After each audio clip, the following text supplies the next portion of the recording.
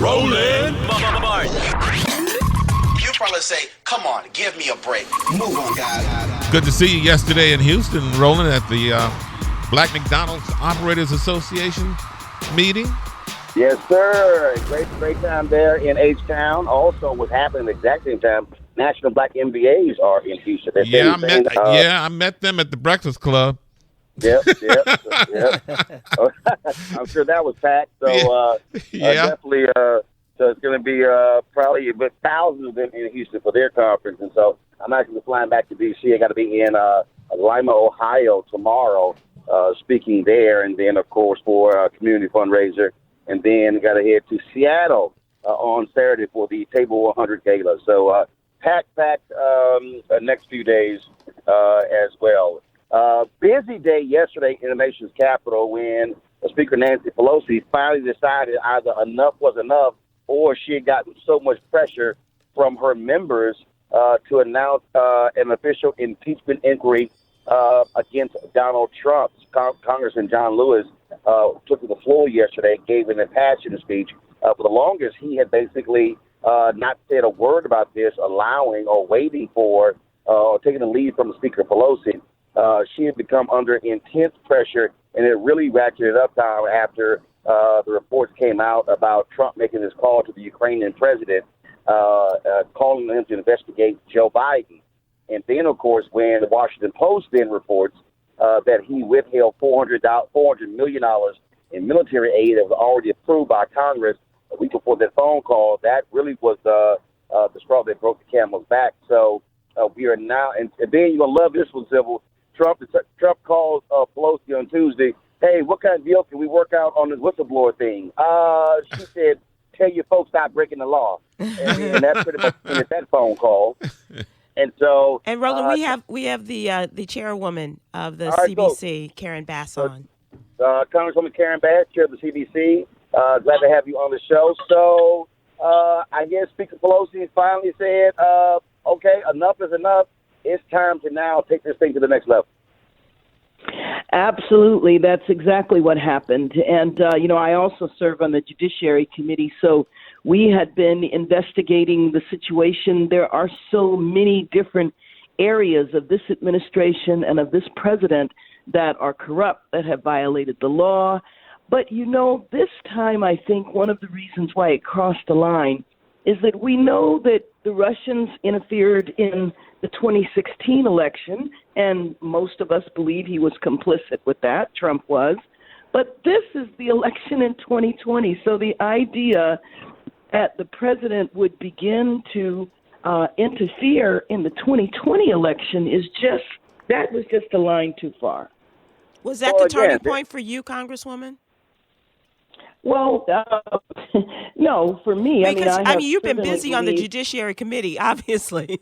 But I was just wondering, what was that moment for you where you decided enough was enough?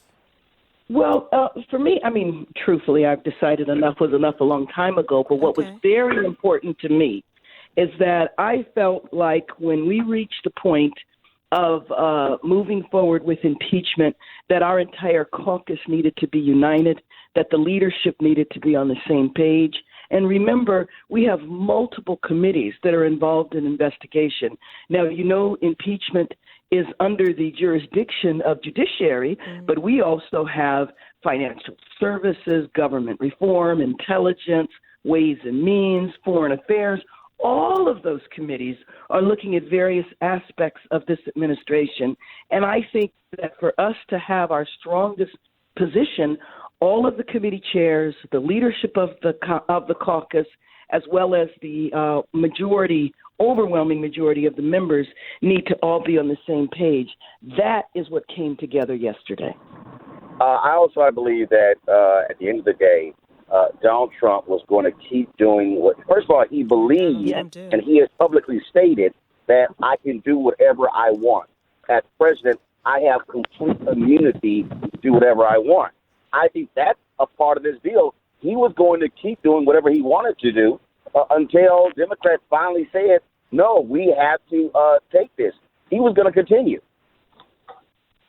And you know what? I think that he probably will continue as well, because I truly believe, and I'm sure you do as well, that he has no clue, even though he's been in the job for over 2 years, he has no clue what this job is, and he cannot control his behavior. This is the way he's behaved for over 70 years before he got to the White House. So I don't know why we would think that coming to the White House, he would have a complete change in behavior. He's never had to be accountable to anyone in his entire life. And so as he goes about the presidency, he interprets everything the same way. Well, all I have to do, if I did it in public, you can't say it was breaking the law. So I'm going to rob a bank, and as long as I tell everybody I'm going to do it, it's not illegal. It's the type of insanity that we have been living with for the last 2.5 years. I believe he's an existential threat, not just to our nation, but an existential threat to the planet. All right, Congresswoman Roland, in a perfect world, what's the next step to impeachment, and can we get it done before the primaries? Well, first of all, what was announced yesterday was the caucus being united in an impeachment inquiry. Now we have to figure out exactly how that is going to play out. So I have a judiciary is meeting tonight. I'm sure the other committees are meeting tonight as well to figure out how this is going to roll out. But essentially, we will continue the investigation. Naming it and declaring it as an impeachment inquiry should strengthen our hands with the court, because you know that because he is lawless, because he's not going to pay attention to subpoenas or anything, we're going to have to take everything to the court. But when it is now an inquiry, the court should move quicker.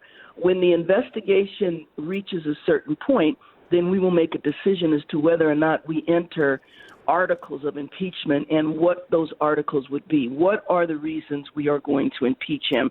That will be the next step. And how long that's going to take, I do not know. But pretty soon we are going to be in the middle of a presidential campaign, and then I think that the scenario will change again. Congressman, just in terms of day by day kind of process, how quickly do you see things rolling out? And because the concern I have is about when you say going to the courts, and Donald Trump has not wasted any time in making a ton of appointees to the various levels of courts. So I'm just wondering in terms of how quickly you see this moving through the legal system. Well, that is going to be hard to predict, but I will tell you that there are some decisions that we're waiting for by October. And so, obviously October is next week, so we'll see. And that's from judiciary. That decision is whether or not the courts will allow us to have the evidence that went into the Mueller report. So we have the Mueller report, but what is the Mueller report based on? The grand jury testimony, the evidence. So the court is supposed to rule next month. So we'll see. I think that will be an indication as to whether or not that ruling comes down in October. Now that we are in an impeachment inquiry, we'll see if it happens then or if it takes longer. California Congresswoman Karen Bass, Chairwoman of the Congressional Black Caucus. We appreciate it. Thanks a lot. You're welcome. Keep up the great work. Go get them. Go get them. I appreciate it. All right, Roland. All right, folks. Y'all take care. Safe travels, Roland.